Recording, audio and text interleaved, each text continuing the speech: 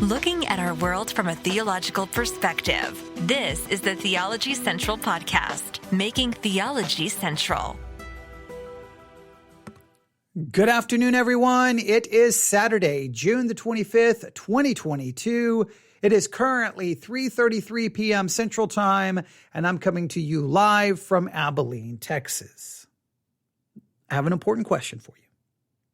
A very important question. When you go to the doctor, do you want the doctor to treat the symptoms or cure the disease?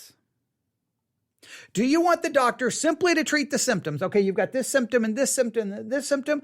Okay, I'm going to give you this and this and this. This will treat the symptom. It will lessen the symptoms, but we are not going to go after the disease. We're not going to go after the cause. We are just going to go after the symptoms. So it's going to be a never-ending battle, right? Because I can try to help you reduce the symptoms, but they're never going to truly go away because we're not going after the underlying cause. We're going to ignore that. Is that what you would want? Would you want that? Would you be like, man, what a great doctor? Would you tell everyone? Would you go to the doctors and say, hey, just take care of that? That doctor is the best doctor in the city. That's the best doctor in the country. He goes after the symptoms. He doesn't waste all of his medical knowledge and medical technology and medicine on the disease. He completely ignores it. And I think everybody would be looking at you like, wait, you want the doctor only to treat the symptom? That's all you want? That seems kind of odd. I think I'm going to ignore your medical advice. I know you got your degree at WebMD, but I think I'm going to go find another doctor because I want him to get the disease. I want him to remove the disease, fix the disease, because that's the issue.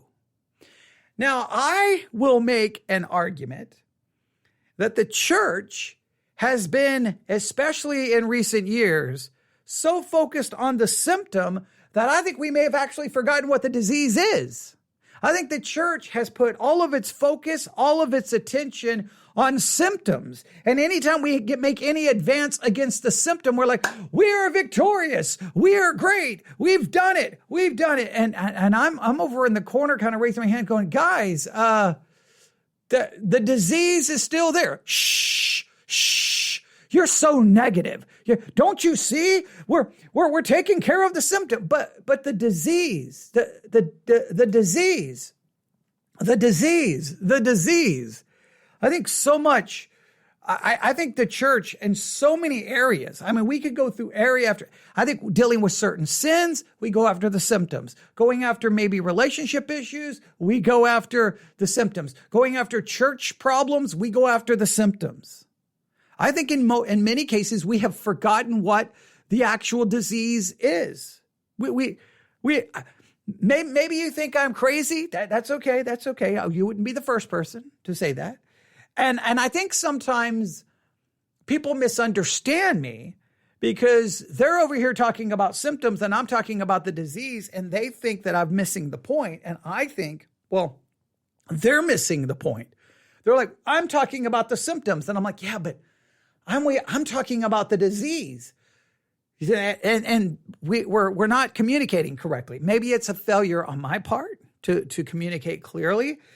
I think a lot of people don't hear what I'm saying because I think they're so used to preaching and teaching on symptoms and not the disease.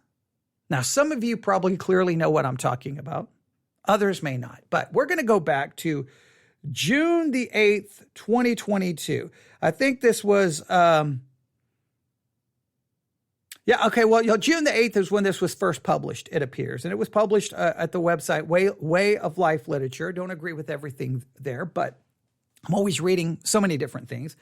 And I've had this saved in my notes for a very long time saying, okay, I have, if you can see on my iPad, I have thousands of things saved. And every day I'm like, okay, I'm going to get through, I'm going to talk about 20 of these things. And then, by the end of the day, I haven't talked about any of those things because another 100 things have now been added. So I'm always trying to catch up. But this just seems the appropriate time. Because I think what we have witnessed over, a little over the last 24 hours is a lot of celebrating.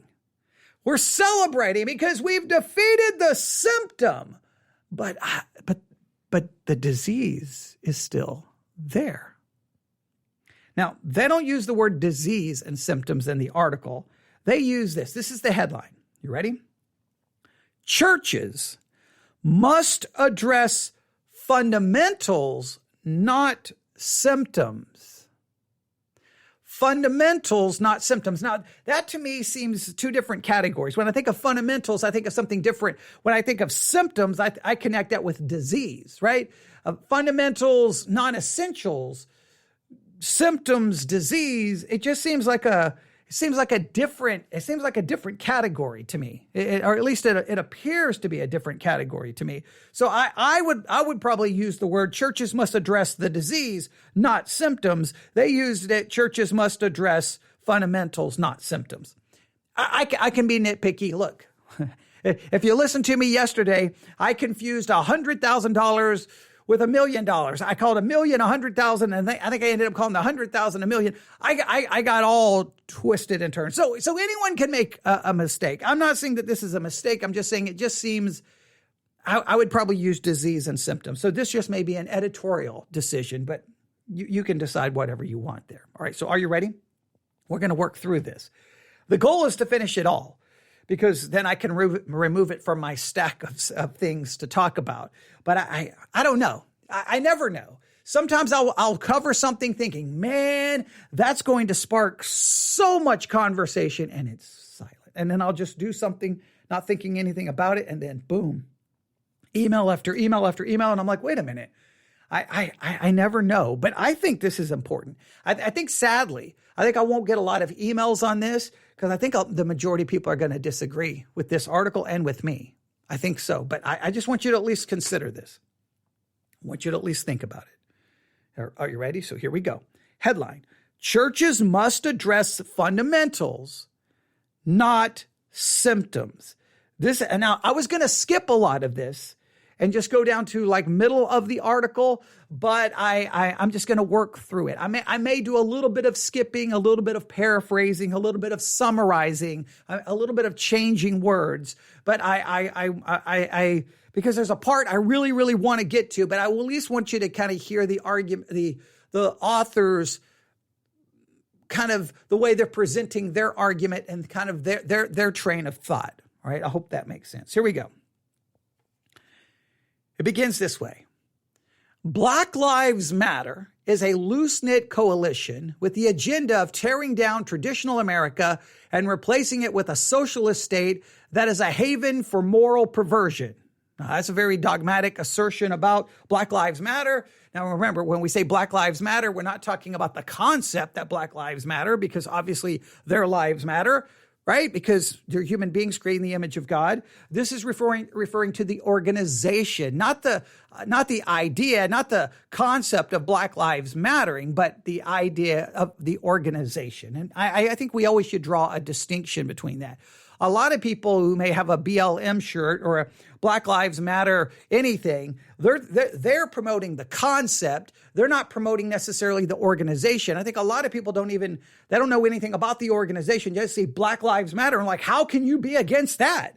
How can you be against that? Black Lives Matter. And I'm like, amen, they do. I just don't necessarily agree with the organization. So they're referring to the organization here. So Black Lives Matter is a loose-knit coalition with the agenda of tearing down traditional America and replacing it with socialist state that is a haven for moral perversion. They are enemies of the old America as reflected in the U.S. Constitution and Bill of Rights, the old America that is deeply influenced by the Bible. BLM's platform calls for an end to capitalism, the redistribution of wealth, universal basic income, collective ownership of property, slashing military spending by 50%, and ending all aid to Israel. They're opposed to the nuclear family, the traditional biblical family of a father, mother, and children. Now, just so that you know, I believe there were some changes made to the Black Lives Matter website. So maybe some of these things, because I did a podcast episode about the BLM website years ago, going, man, these are some disturbing things on the website. I think some of those things may have been changed or reworded or dropped.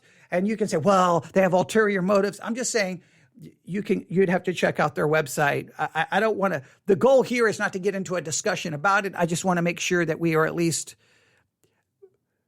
we want to verify anything that is said here. That's all I'm going to say. All right. So here we go. So they're opposed to the nuclear family, the tradition, which is the traditional biblical family of a father, mother, and children. They foster in their words, a queer affirming network, and intend to free themselves from the tight grip of a heteronormative thinking, the biblical idea of morality. BLM is one of many organizations and movements with similar agendas, as a large part of the Democratic Party in America today shares this agenda.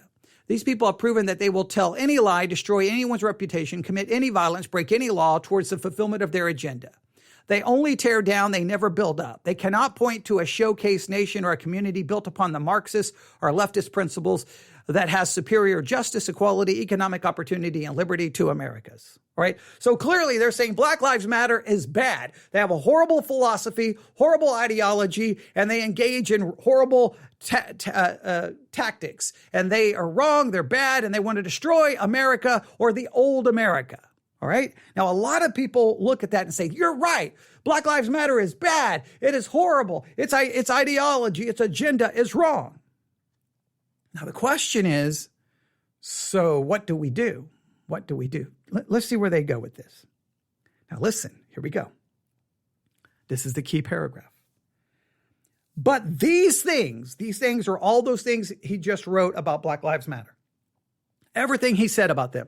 What they want to do, what they want to destroy, what they affirm, what they reject, everything about Black Lives Matter, right? These are only symptoms. They are symptoms. They are symptoms. So many times when I hear Christians talk about the culture, they almost always speak of it in political terminology. Woke, progressive, liberal, Democrats, socialist, Marxists, and they're bad, and they need to be silenced, they need to be voted out of office, they're horrible, they're bad. And all I hear is they see symptoms and they identify the people as their political enemies, referring them to in political categories.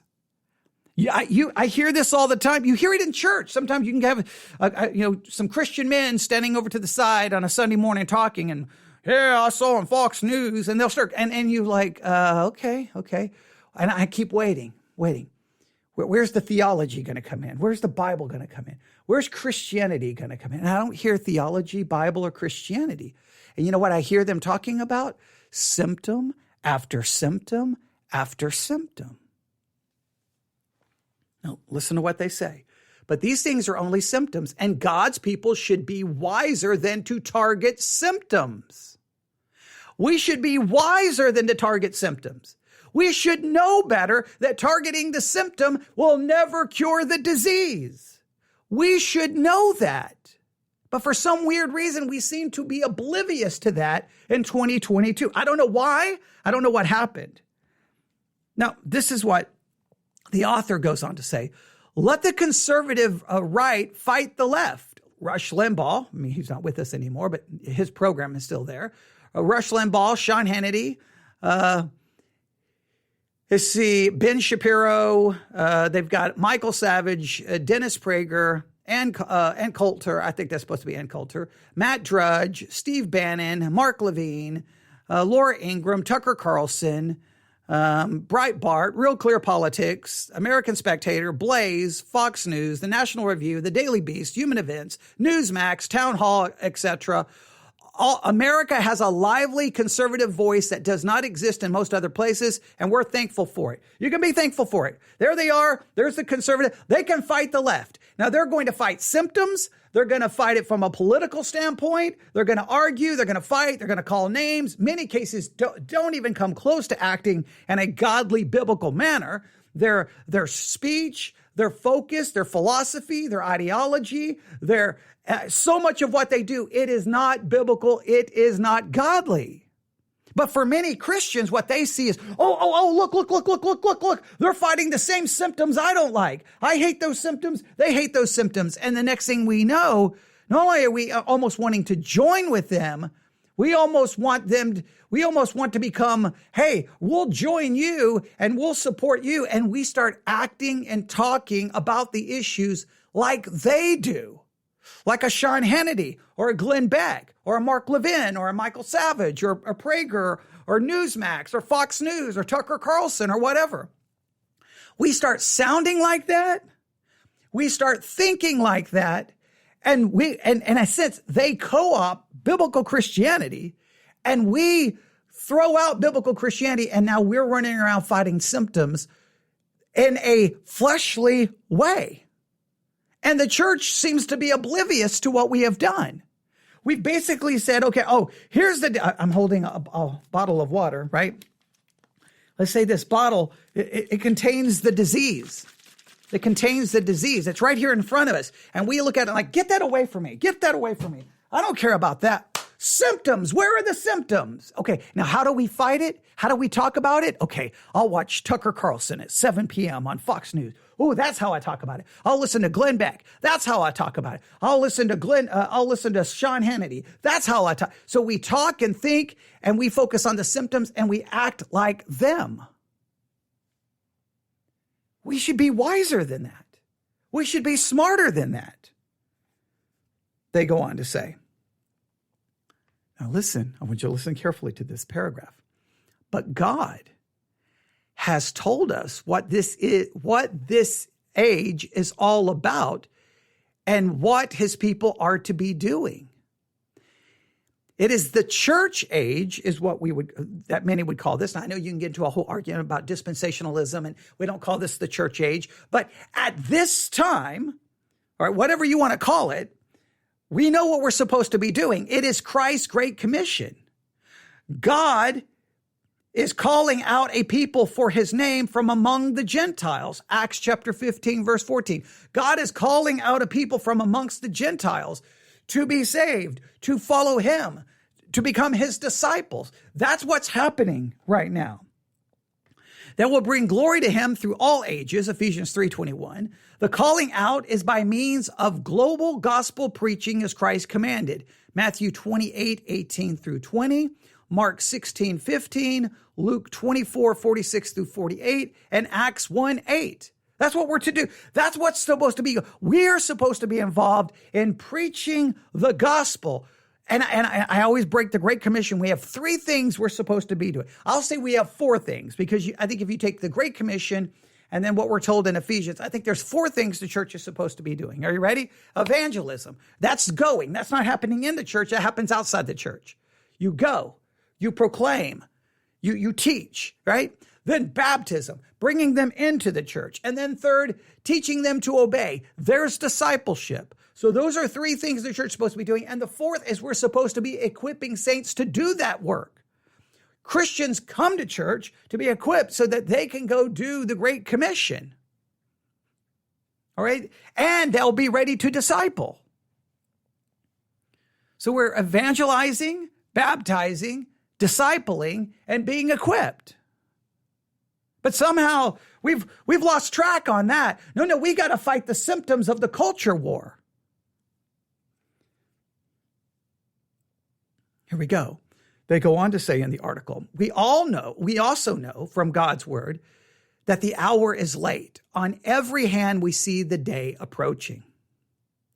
Now, they're going to take a minute here in the article to talk about the history of conservative Christian social political action. Bible-believing churches have been focused on symptoms and have fought spiritual battles with carnal weapons since the 19th century.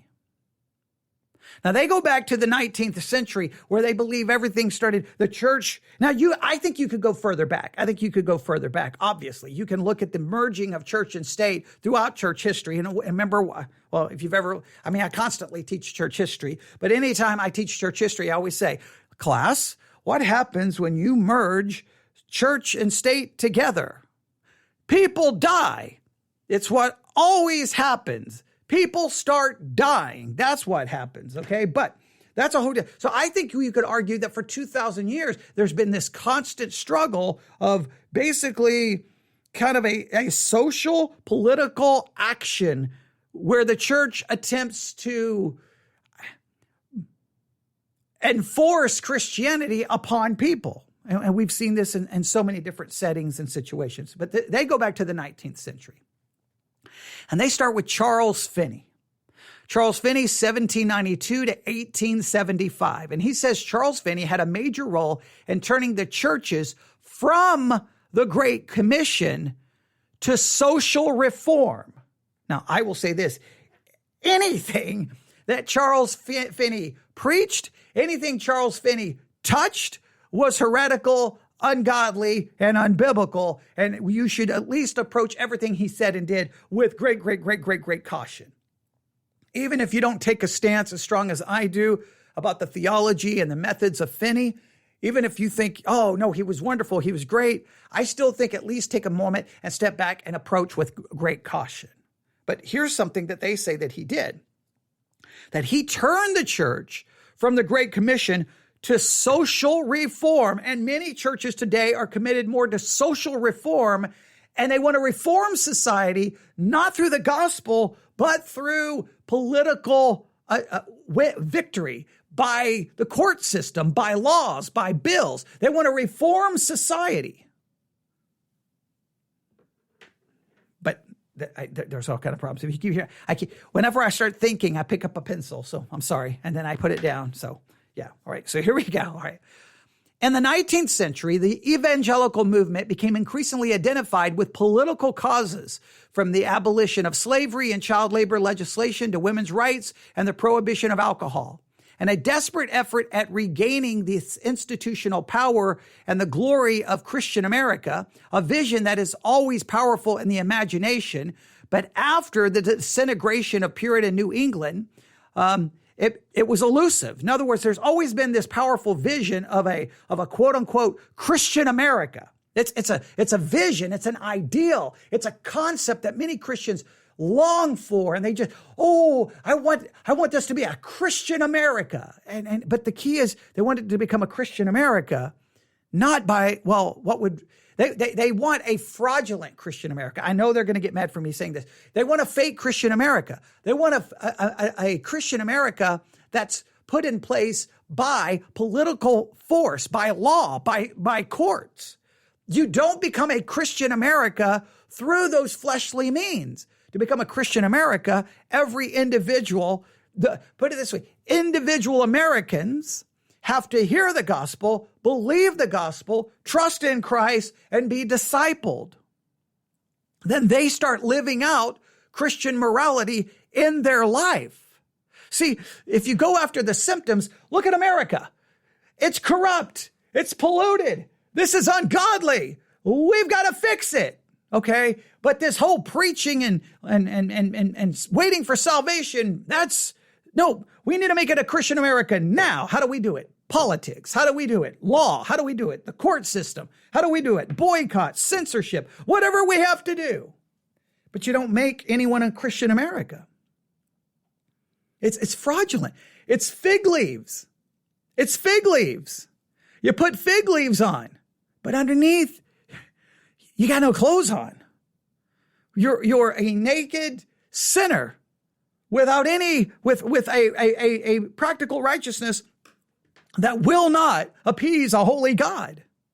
It's fake. It's fraudulent. It's vanity. It's meaningless. It's nothing more than the Pharisees. You clean up the outside of the tomb, but inside there's dead man's bones. You clean up the outside of the cup, and inside the cup it's mold and rotten and filthy. Many people want a Christian America that's nothing more than the Pharisee, the concepts of the Pharisees. But there's this vision of a Christian America. But after the disintegration of the Puritan New England, it's an elusive vision. Everyone keeps wanting it, but we never can quite get there.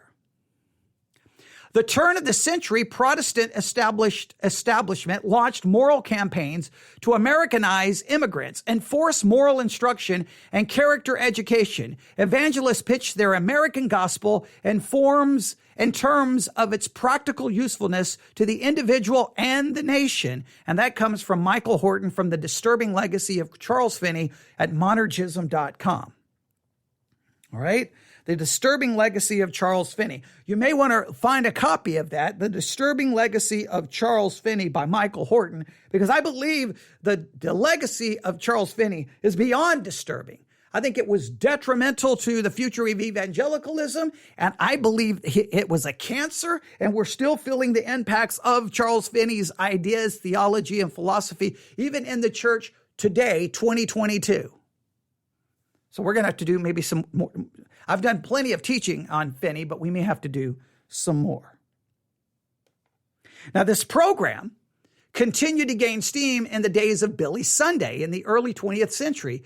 His message focused on Christianizing America. He advertised his campaigns as civic cleanups. He preached against dancing, card playing, gambling, theater going, commercial dishonesty, drinking, not just for the sanctification of individual believers and churches, but for the conversion of America. We're gonna convert America by having civil cleanups. We're gonna stop dancing. We're gonna stop playing cards, stop gambling, stop theater going.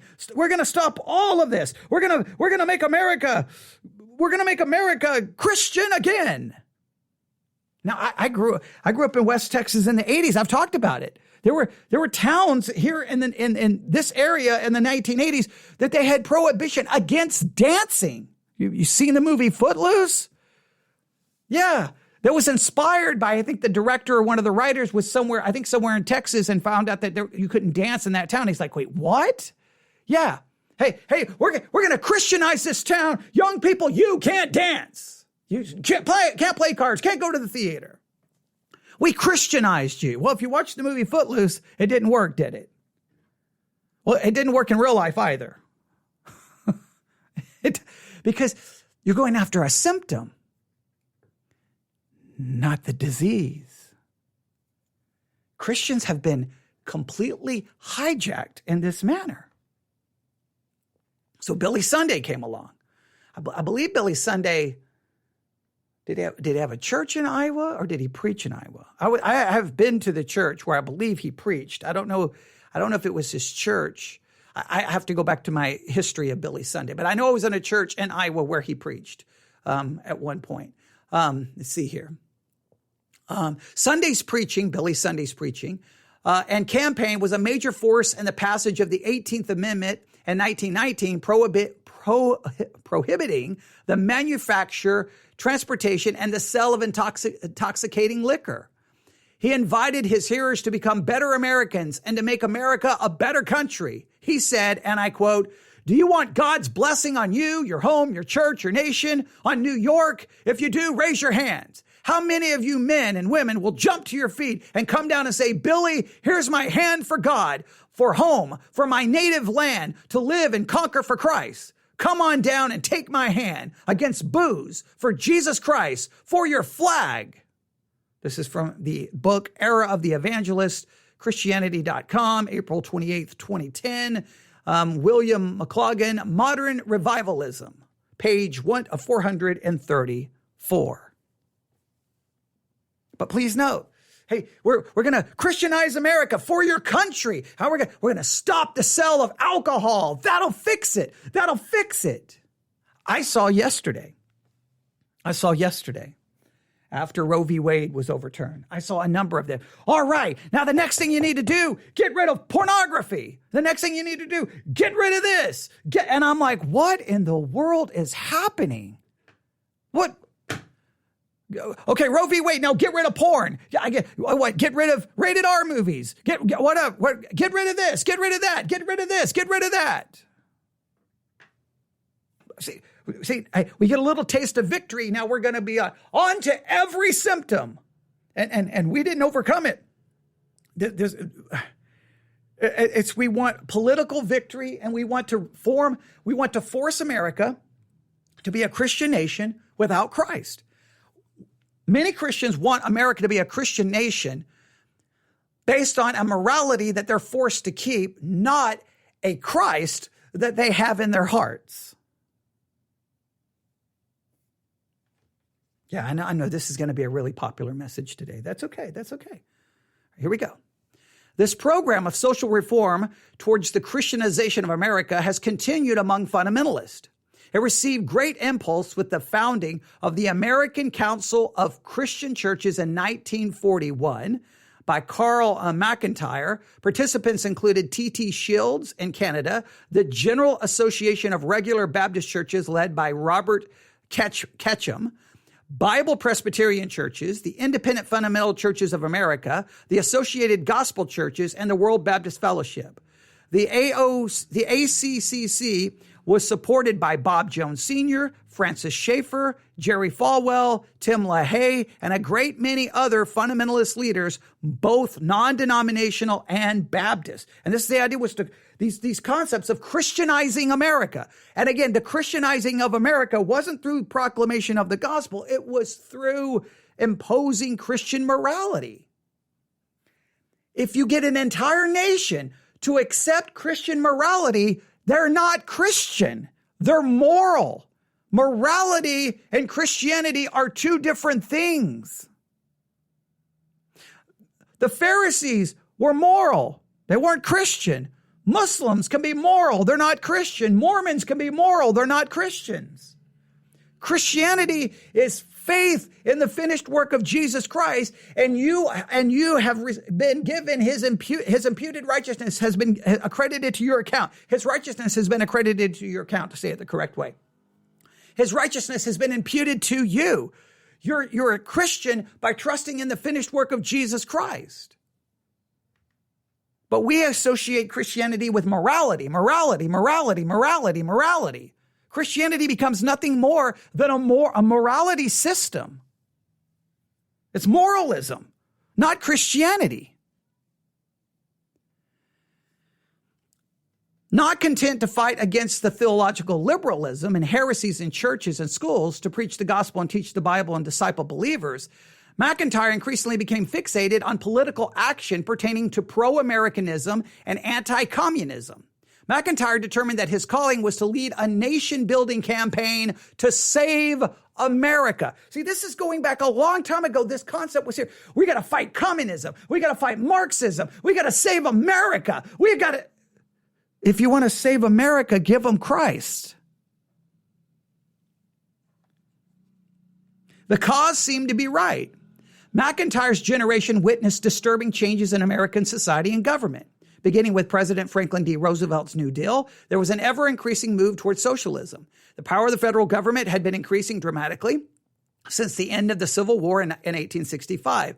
But Roosevelt took it much further. He claimed that men should be guaranteed four freedoms by the government: freedom of speech, freedom of worship, freedom from want, and freedom from fear. Then he specifically put the government in the role of God in men's lives. This is talked about in the book And the Rise of the Tyrant-Controlled Economy versus Private Enterprise, 1945. McIntyre rightfully warned that a centralized government that attempts to deliver men from want and fear is idolatrous and will have tragic and far-reaching results. He rightly warned that America is in great danger of losing her freedom today, and that at any time since the Declaration of the Independence. Social forces such as feminism, abortion rights, and the free love unisex movement of the 1960s was turning America's society upside down and removing the remnant of biblical influence. The Supreme Court removed prayer and Bible reading from the public schools. Communists were infiltrating universities and government. Crime was exploding. America was embroiled in a self-inflicted military quagmire in Vietnam. The Cold War threatened to break out into World War III. International communism was on the march. The League of Nations, followed by the United Nations, appear as forerunners of a one-world government. Everything was falling apart. Now, you hear some of those same talking points mentioned almost every single day in the conservative media over and over and over and over. We got to fight it. We got to fight it. We got to fight it. We got to fight it. We got to fight it. We got to fight it. Well, even if you believe those things have to be fought, once again, the church is not focusing on the disease, but on the symptom, and wanting to Christianize America without Christ, but with morality. Next paragraph. McIntyre published reports warning of the inroads of socialism. He created broad-based political alliances. He led public demonstrations. He sought for access to the White House and Congress. He raised money from millionaires, regardless of their spiritual condition and doctrinal soundness. An example is J. Howard Pugh, retired Sun Oil executive who was a member of the Federal Council of Churches, which McIntyre had identified as enemy number one. McIntyre's constant refrain was that if God's people don't rise up and become active in his alliance, we are doomed. But if the Christian people of America will wake up and assert themselves, we can save our land. McIntyre called for an alliance with Roman Catholicism. He said the chasm separating the Roman Catholic Church from the Protestant Church is a small one compared to that indefinitely large chasm which separates the modernist from the fundamentalist. But that is nonsense. A false gospel is a false gospel. One type of false gospel is as dangerous as another, and God's people are forbidden to yoke together with false gospelers of any persuasion. So he was like, okay, we got to fight these social ills. Okay, let's forget theological differences. Let's forget doctrinal differences. We've got to work together. We'll work with anybody. We don't care about character. We don't care about morality. All we care about is overcoming the social ills, overcoming the bad communism, the whatever. And Christians talk this same way in 2022. It's a pragmatic approach. Gospel, preaching, prayer, fasting. Come on, guys. The country's falling apart. We've got to do something. Come on, don't you watch Fox News? Come on, we got to do something. Well, what do? Well, there's the solution. We'll join with that.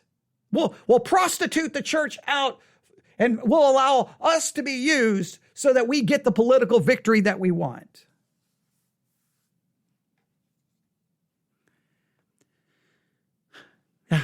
Yeah. They go on to say McIntyre also worked closely and promoted the a number of Roman Catholics, they name a number of them, and as well with the Jewish rabbi. So he worked with Catholics, Jews, he worked with anybody and everyone he could to Christianize America, to fight the social ills.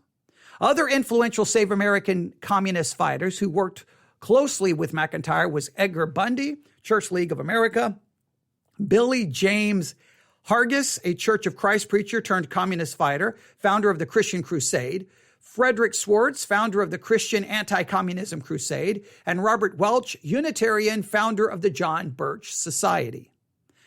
There is no biblical authority for the ACC or any ministry like this. There is no biblical authority for its parachurch organization, for its ecumenical alliances, for its focus on political action, for the identification of America with the kingdom of God. McIntyre disobeyed clear scripture in the pursuit of these pragmatic objectives. Be ye not unequally yoked together with unbelievers, for what fellowship hath righteousness with unrighteousness, and what communion hath light with darkness, and what concord hath Christ with Belial? Or what part hath he that believeth with an infidel? And what agreement hath the temple of God with idols? For you are the temple of the living God. As God hath said, I will dwell in them and walk in them, and I will be their God, and they shall be my people. Wherefore come out from among them and be ye separate, saith the Lord. Touch not the unclean thing, and I will receive you, and I will be a father unto you, and you will be my sons and daughters, saith the Lord Almighty. 2 Corinthians chapter 6, verses 14 through 18. It's biblical. They violated so many biblical principles. But you know what? Many Christians didn't care they violated biblical principles because they no longer cared about biblical principles. They cared about their America. This is not the America I grew up in. This is not the America I want for my grandkids. We've got to fight this. And it's like you're abandoning the gospel. You're fighting the symptom. You no longer even know what the disease is. You think the disease, and many Christians today identify the disease, they identify the symptom as the disease. Carl McIntyre's ecumenical Save America movement was superseded by Jerry Falwell's moral majority in the 1970s and the 1980s with an even broader coalition. Falwell, associated with the Baptist Bible Fellowship International, began his political action campaign with a series of I Love America rallies in 1976. Hey, Christians getting together go, we love America. How about no, we love Christ. We love his word. The whole focus here just gets all broken and messed up. But far from being saved by conservative political action, America has descended deeper into spiritual and moral darkness with each passing decade since the founding of the ACC. They have lost the vast majority of their battles. They lost the battle against Roosevelt's New Deal and Johnson's Great Society, war on poverty, the battle against pulling America out of the United Nations, and against evolution taught in public schools. They lost the battle against prayer and Bible reading being removed from the public schools, followed by the battle for it being restored. They lost the battle against the federalization of public school system and the formation of the Department of Education, the battle against sex education, the public schools, the battle against the radicalization of the universities, the battle against the removal of the Ten Commandments, the battle against the politicization of courts, and the battle against the repeal of prohibition, and the battle to overturn Roe v. Wade. Now, this is written before Roe v. Wade has currently been overturned, but we just lost every single battle. We're fighting, and we're losing and losing. And even if you won some of those battles, let me make it clear. What if you won every one of those battles? So that America looked like some great Christian nation with such a wonderful morality, and everyone looks so godly.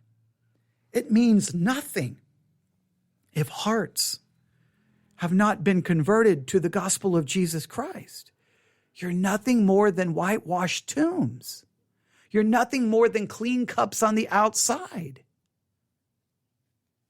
But America constantly, Christian America, I cannot speak for Christians in other countries, but in America, Christians so constantly just want to whitewash. They want to cover everything in fig leaves and say, see, look at how great we are. You're ungodly.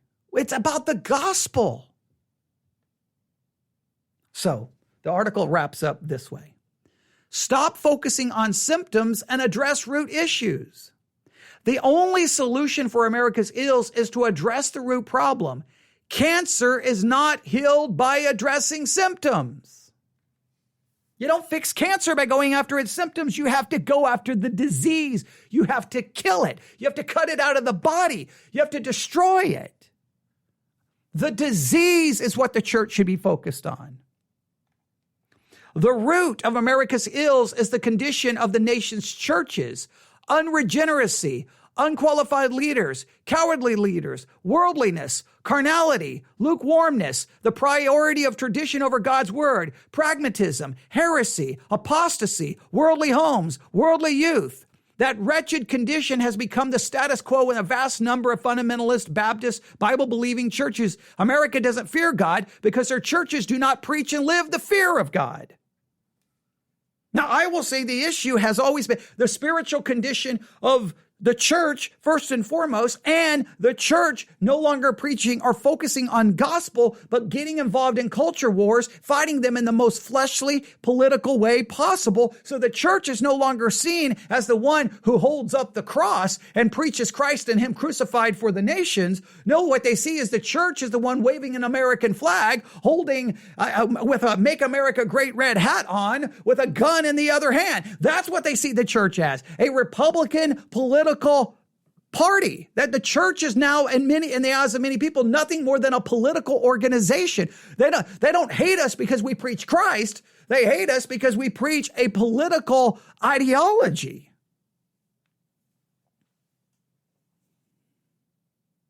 The root problem is addressed by doing exactly what God has told his people to do in this present time, which is to build biblical churches as the pillar and ground of the truth, and to focus on the church's great business, which is thoroughgoing discipling and aggressive world evangelism. This is a mandate that the risen Christ emphasized by repetition.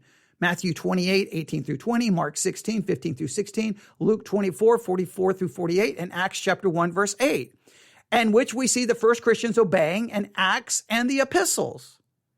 Preach, teach, disciple, preach, teach, disciple, or preach, you can say preach, baptize, disciple. All right, that's what we're called to do. Discipleship is obviously at a horrible level. I mean, we just saw recently Christians no longer, and that recent survey, it was some horrible numbers. Even pastors and church members no longer have a biblical worldview. The numbers were absolutely astonishing. Church attendance is dropping dramatically. Christians no longer have a worldview. Christians are biblically illiterate, theologically illiterate, doesn't know anything about church history. Oh, but we're winning some culture wars. You can win all the culture wars you want. Let me make it very clear. You continue to focus on the culture wars. You get all the right people voted in office. You win. You're going to feel good about yourself. You're going to pat yourself on the back and look at the victories we have. And you're going to wake up one day and biblical Christianity is no longer going to exist. It's going to be wiped off the face of the earth because you sold it out for your own culture wars and political gain. And you're not even going to know it. You're going to think, oh, Christianity is here. No, it's no longer Christianity. It's moral. It's basically nothing more than moral. It's theistic morality. It's just theistic moralism.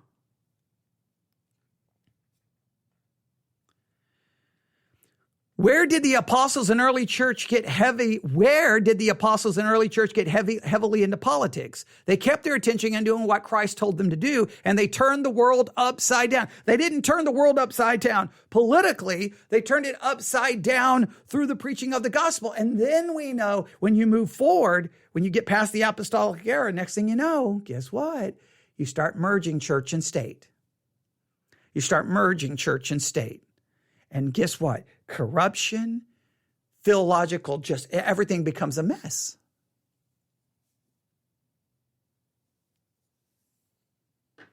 We have to stop fighting spiritual battles with carnal weapons.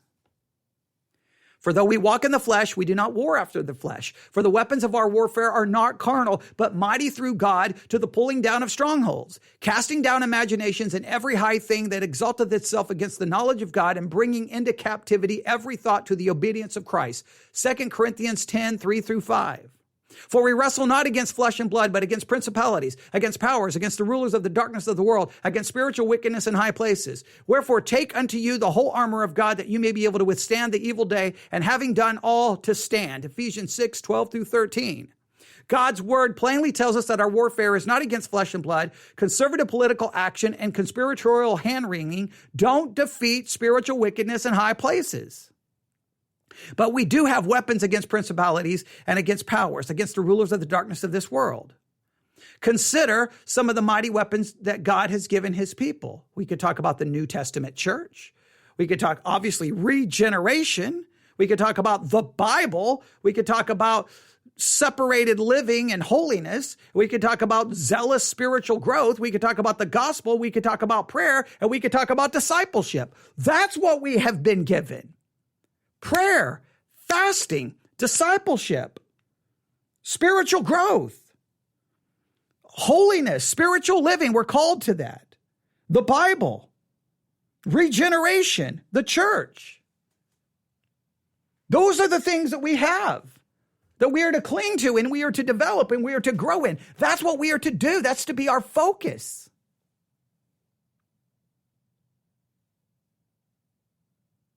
Now, many are going to disagree with this, and that's okay. You can. But I'm just telling you, sooner or later, you're going to wake up one day and realize vanity of vanities. Meaningless. You're fighting the symptoms, and you're not going to fix the disease, and the symptoms are going to continue to spring up over. You know, the one thing this article doesn't do a good enough job, you know where the true disease is? It's called the depravity of man. That's where it springs from. The depravity of man is the disease, and you fight that disease through the preaching of the gospel and through discipleship and growing in grace and knowledge of Christ, growing in your spiritual life. Obedience is taught after conversion. You don't try to force obedience on those unconverted.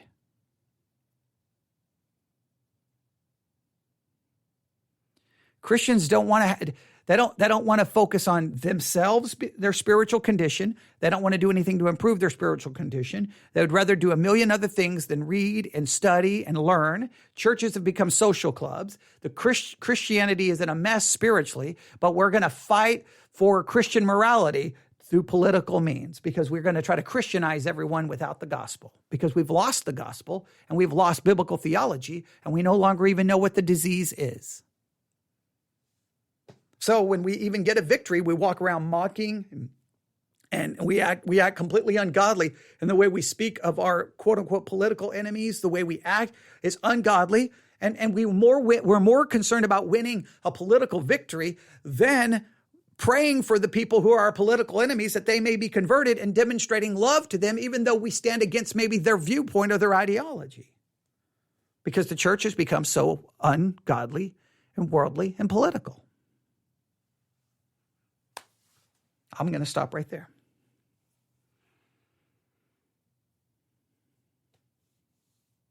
Churches must address the disease and not the symptoms. We got a little bit of history. We got very practical about the situation today.